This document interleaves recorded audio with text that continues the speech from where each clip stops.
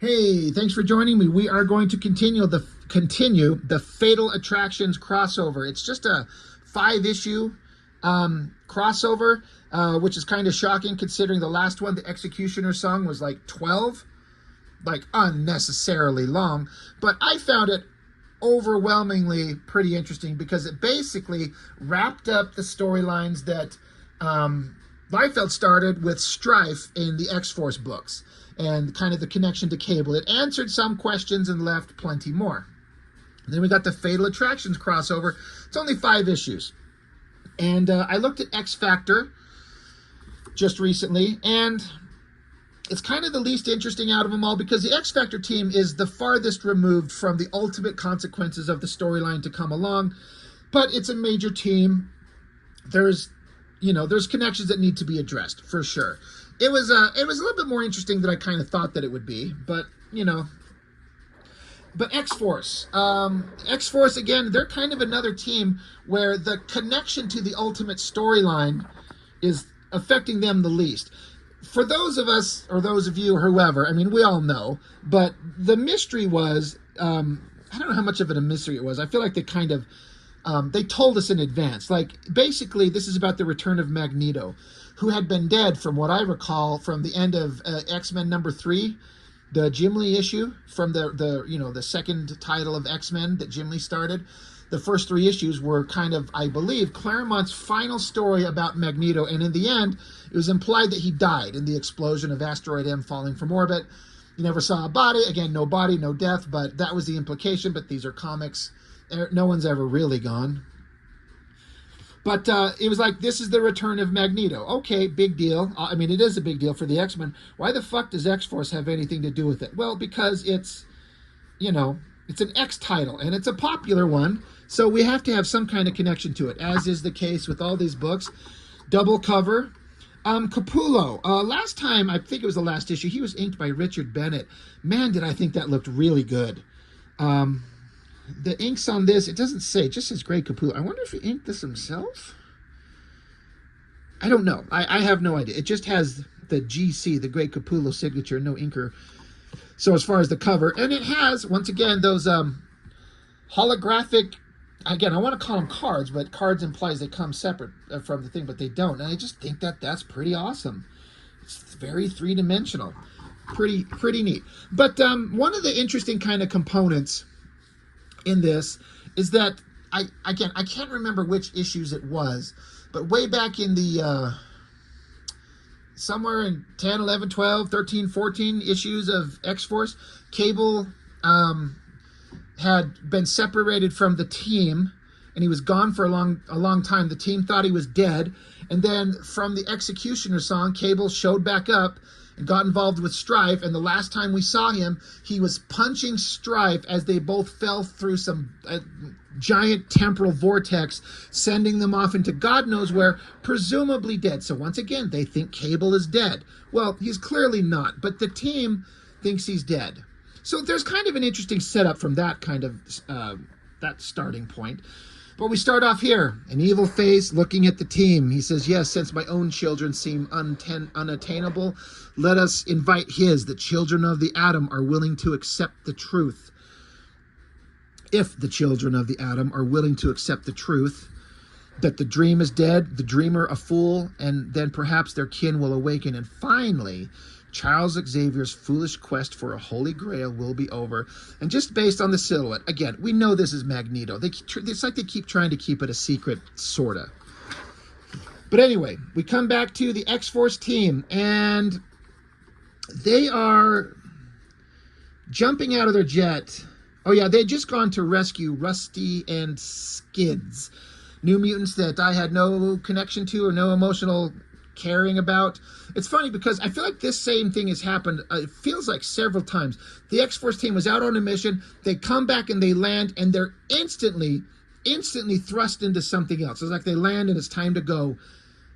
This feels like the 3rd time this has happened. I'm not going to go back and check for the purposes of this video, but it just feels very familiar. I do like, I've said often how I'm a big fan of vehicles, and having like a specific vehicle design that a character has, like the Batmobile or the Starship Star Trek Enterprise, shit like that. But so often it's always drawn differently. But Capullo has kept the same basic designs of vehicles that he designed ever since they got a hold of Cable stuff several issues ago. And every time we see them, it's the same ship. And it looks awesome. I really like it. But anyway, they're down there. The team's getting out. They have no idea what's going on. Up here is a silhouette of, oh my God, who could this be? Again, we're not stupid. It's obviously Cable.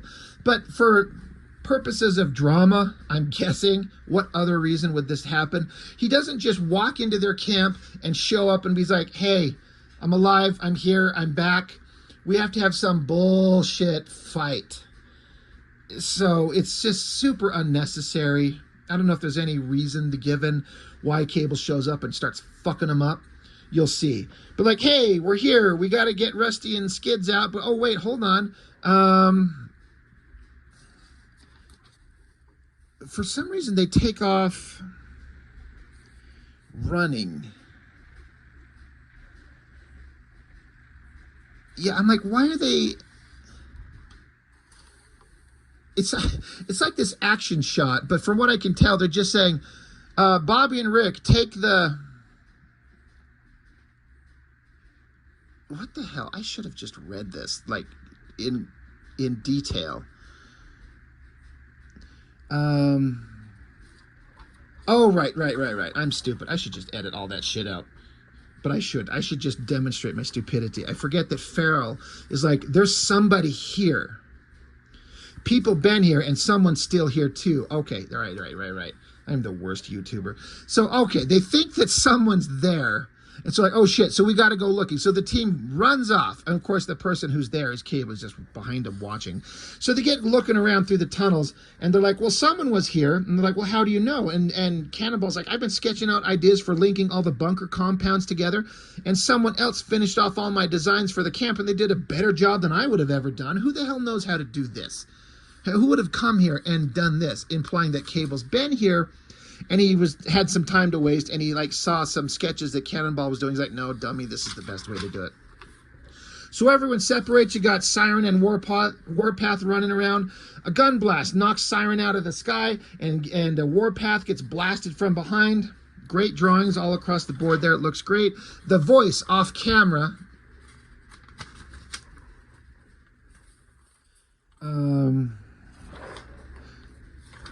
I guess we don't need any voice. It's just silently knocking him down. Richter and Sunspot. They're like, I thought I heard Siren's sonic scream, but it was cut off rather abruptly.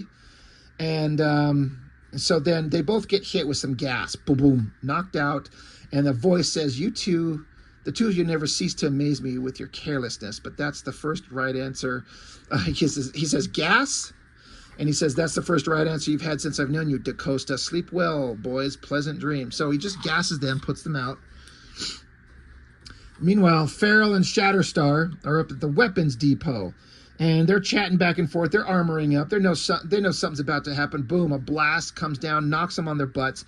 And says, don't worry. Those were just magnesium bursts meant to temporarily blind you. After all, since you were my recruits, you don't really think I'd be idiotic enough to engage the two of you in combat, right? Like, again, obviously it's Cable. Like, there's no surprise here. But he's just taking everybody out. But why? He could just show up and be like, hey, I'm here. Let's talk. But this is an X-Men comic. We need to have drama. Cannonball, Cable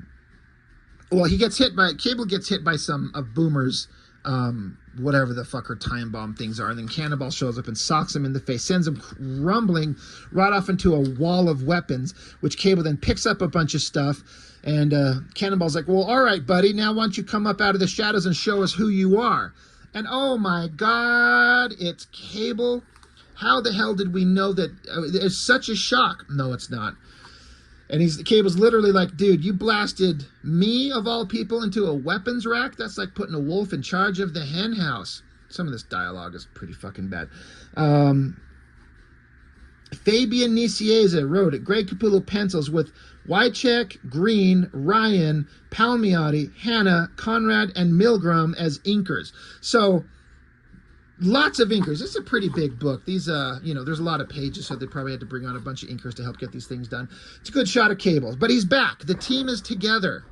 Are they going to fight? Are they going to fight anymore? Boomer is happy to see him. And I actually kind of think that that's cute. She runs up and puts her arms around him. She's like, Cable, you're alive.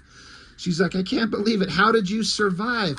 I have to say that Capullo, he draws Cable a little bit differently. It's not super obvious here. One thing I don't like that he's doing is he eliminated the receding hairline on Cable. And now he has the Tom Cruise haircut, which is the way that Liefeld draws him forever from now on. But the receding hairline was part of his visual identity that I really liked. And Capullo has eliminated it, but he also gives him, it looks like kind of like the sides of his head are kind of like shaved down. And so it's shaved on the sides and long on the top. I kind of like the look, although I prefer the receding hairline thing because that's just who he is. Cannonball's pissed. He's like, dude, I'm going to shoot you right in the fucking face with the kinetic blast if you don't tell me what's going on right now. And he's like, all right, just calm down. Just calm down. Farrell gets down there and she sniffs at Cable and she says, your scent is different. He says, I am different. Each battle should change a man. Like, okay, hand wavy.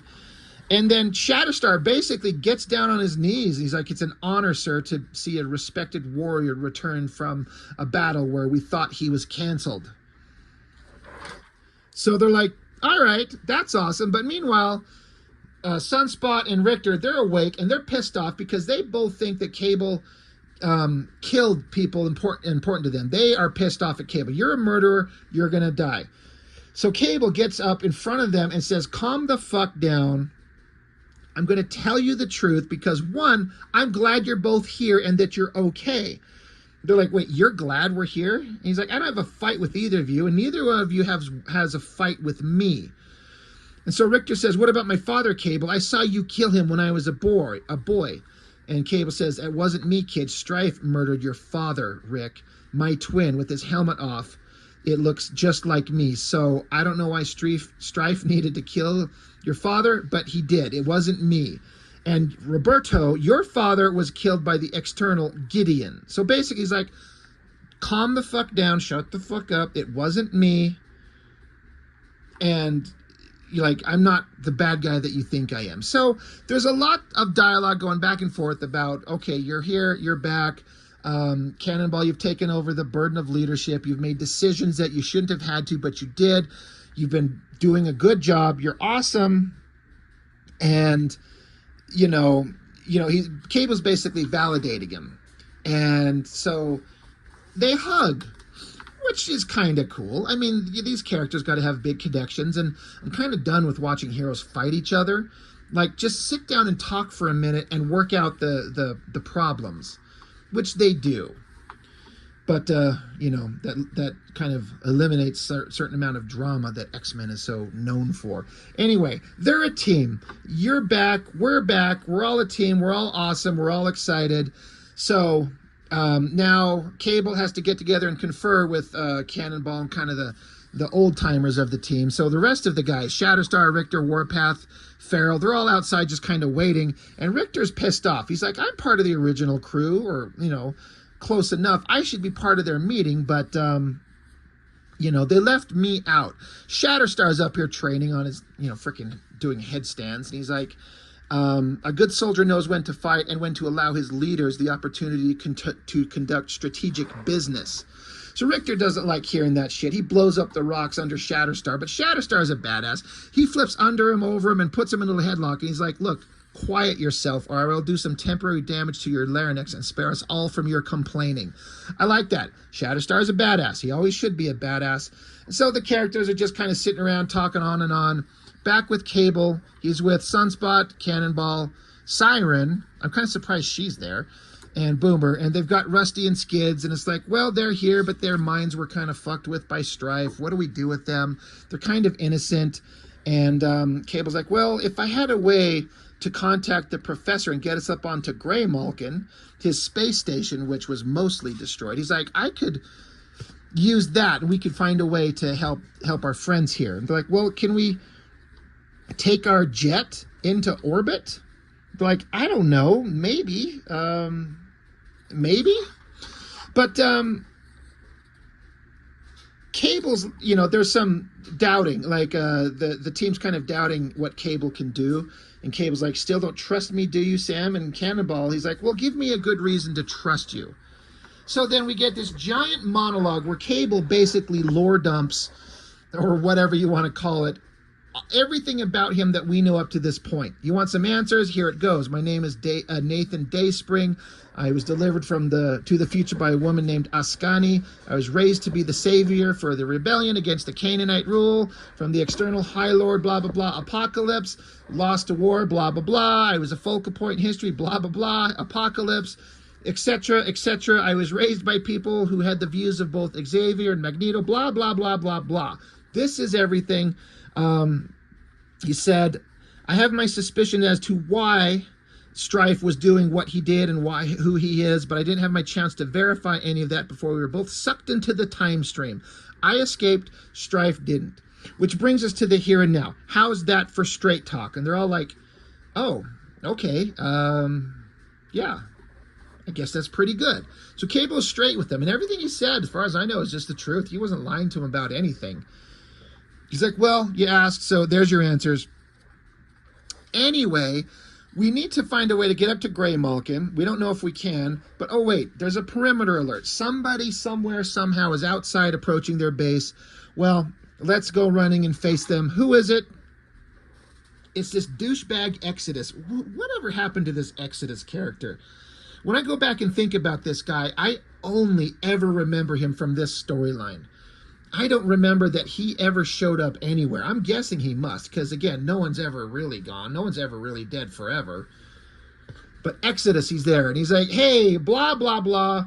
I am here, all you people. I am here because of the great High Lord, Overlord, and I am here to take Samuel Guthrie and Roberto da Costa. So Cannonball and Sunspot, you are invited to come to live and meet our great master. And they're like, no, I don't know if we want to do that.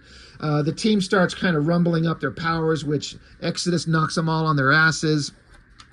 And, Exodus is powerful. He's not going to be taken out by kind of little mere underlings from Xforce.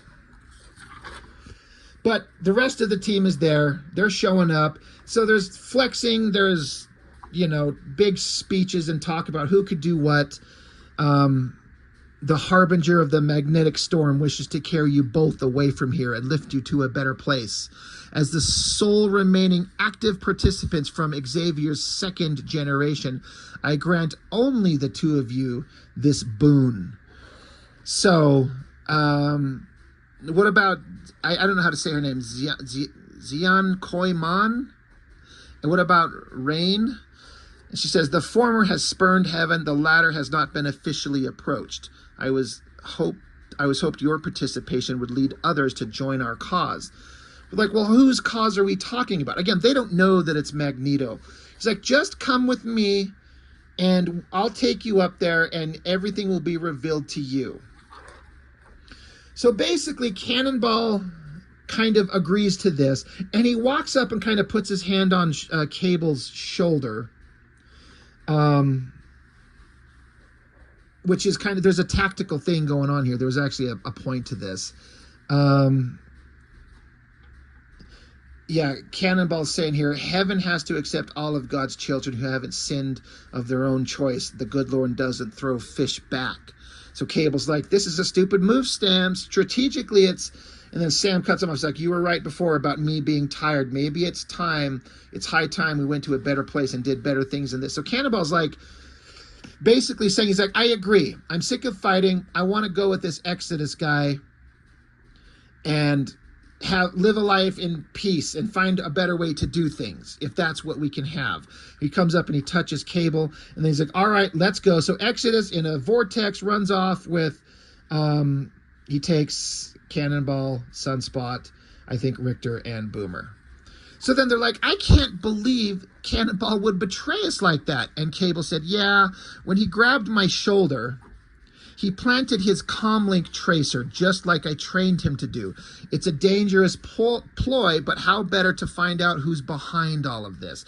So Cannonball just secretly knew to like, all right, I'm going to play along and say, I want to go. Here's a little tracer. You can follow me by this tracer, and we can find out what's going on. So there's some tactical stuff going on that Cable taught Cannonball, and Cannonball knew when to kind of jump in and do the right thing. It's pretty cool. It's pretty cool. I like that. Cannonball is kind of awesome.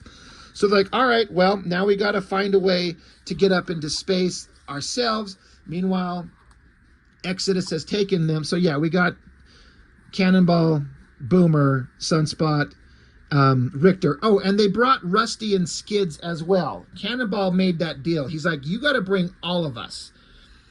And so like Exodus was like, well, I'm not supposed to, but because of who you are, I will allow it, and we'll see if our great master is okay with it. So they walk into another room, and they talk, whatever. The Lord and Master shows up, and he sees Rusty and Skids. He's like, the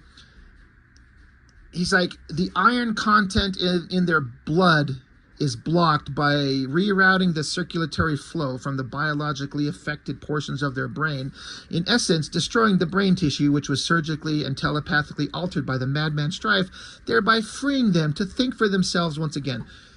So Rusty and Skids were mentally manipulated by Strife, and Magneto just can come up and he can just know all of this very important, scientific, medically accurate, specific stuff, and just touches their brains, and he's released them from the mental control. I mean, that is a stretch beyond a stretch. Like, it's not a stretch to believe someone with such scientific advanced technology as Strife could mentally manipulate these two, but Magneto just knows all this shit, and because he just happens to have magnetic powers, he can alter the iron in their blood and fix their brainwashing. Hand wave.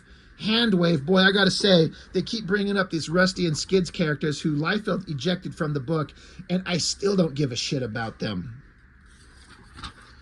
Meanwhile, the jet that they have, that awesome looking jet, I love this shot, this long panel here, the jet kind of flipped on its back, rocketing up into orbit. It's such a great choice of a shot.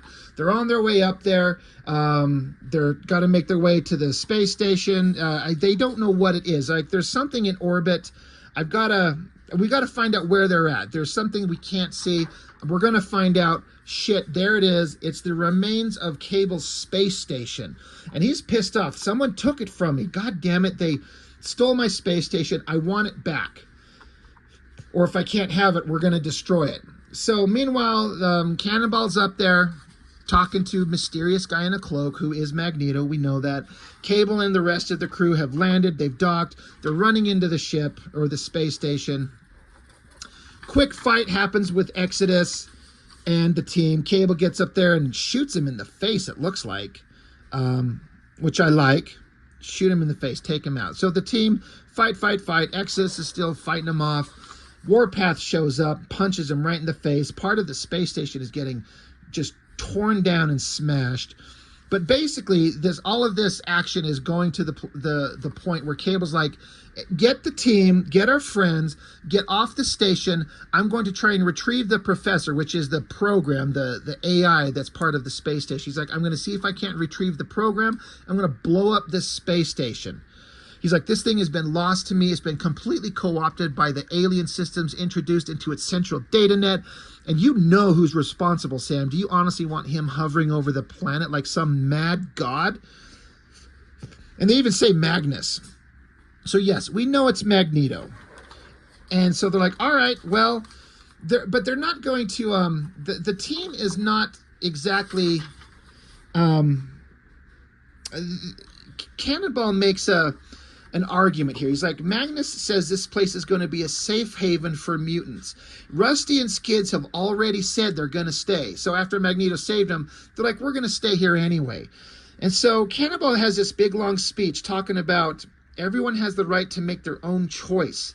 The right to make their own choice, the right to self-determination, and the argument we used against Xavier to gain our own freedom who are we to tell others they don't have the same right? So they're kind of like, Cannonball's making the argument, like, if this is just going to be a safe haven for mutants, who are we to fuck with that?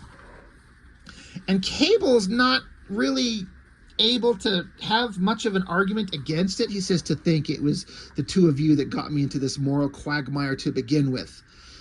Cable says, I never wanted to become a teacher again or a father. Now look at the choices my students, my children, are forcing me to make. Computer, override access, body slide by 8, IPAC inbound, disengage mooring locks, set autopilot for return to original coordinates. So he basically just, without their approval, he says, he just forces them to get teleported back onto the ship and autopilot, get it out of there. Cable's like, I'm not having this conversation. They're gone. Cable is down there running around, and he's going to blow up the station if he can. And he, gets into his robotic arm, connects to the computer wall. He's like, find program core file professor. And it takes some time. I like this shot looking down on him, and he's sitting there kind of saying to himself quietly, he's whispering, he says, come on, come on. I'm a dead man standing here, dead to rights, all for a stupid computer program. He's like saying, like, the longer he's standing here waiting, somebody could show up and kill him. He knows Magneto's no pushover, but he's pausing and waiting so he could find that goddamn professor computer program, which he does. He finds it, he downloads it, he's got it. He's like, all right, I'm going to get out of here. I'm going to try and find a way to activate the auto self-destruct. And then a voice from off panel says, I believe you're allowing you to retrieve this small piece of your past was more than gracious of me. Surely you do not expect me to allow you to destroy my home as easily as you did my hope of bringing all the children under my fold.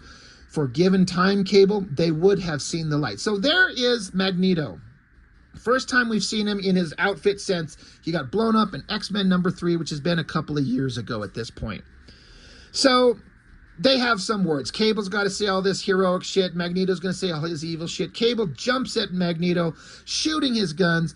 And Magneto's like, for all this wordy bullshit, which is every writer trying to mimic the stuff that Claremont would write, he's basically saying, he's making his own moral argument and being like, dude, I've got powers of magnetism and half your body is metal. Are you stupid? So he grabs him. He says, is that your arrogance, your ego, and in your outright stupidity, you would choose to throw away all that those children have to offer you by allowing yourself to be killed at my hands? And just basically erupts and blows up every mechanical component on Cable's body. Just boom.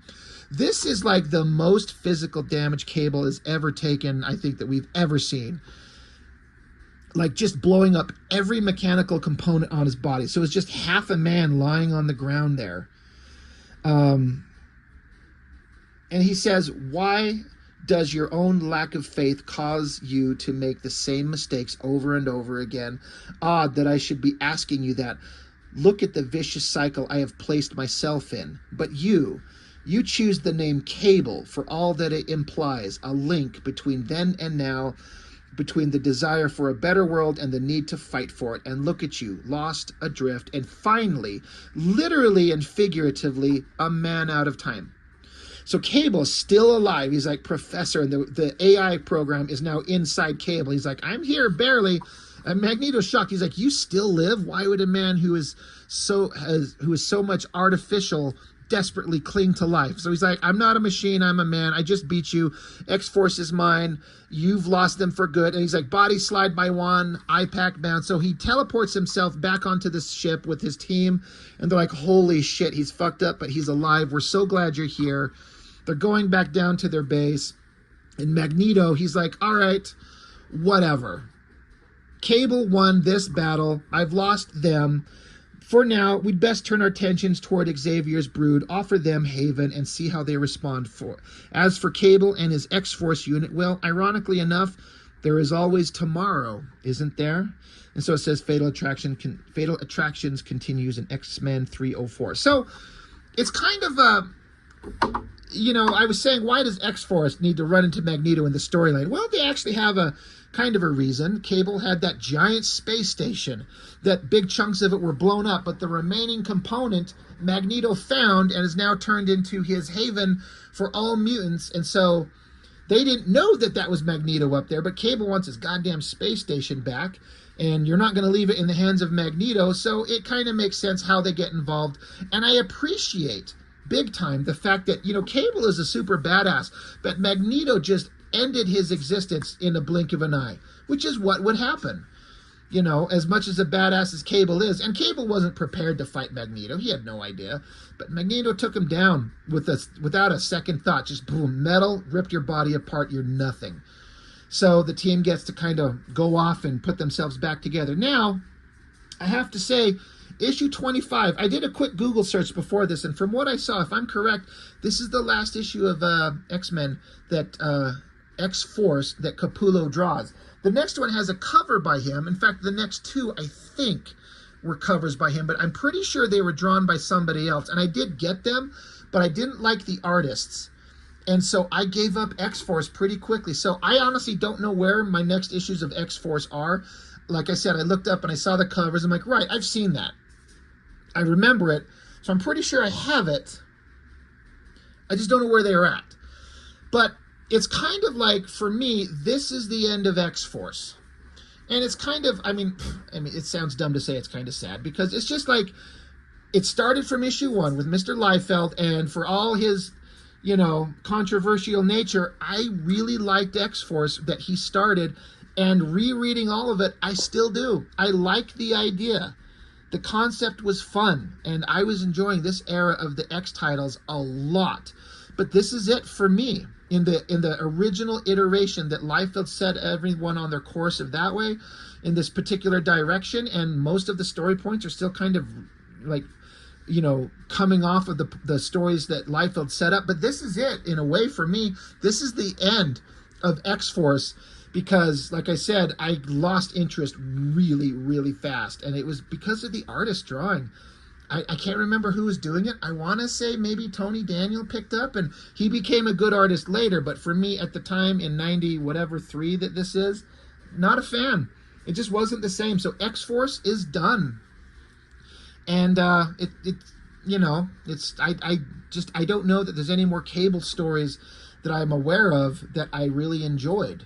You know, the character's been around forever, and I like him. I like the character. I think he's an interesting guy, and you know, it's all good and fine, but this is it. X-Force is done, and it's just, I think it kept being published for a long time, but they ended up canceling it and restarting it and rebooting it and doing a bunch of different things with it. But I'll have to go looking and see if I can find my continuing titles just to kind of see where it goes. But X-Force as a book that I enjoyed, the end, right there. But big giant issue, big crossover. Pretty good way to end it in that kind of a way, at least for the parts that I'm interested in. But anyway, X-Force 25, that's all I've got for now. Thank you for joining me. I appreciate it. I'll see you next time.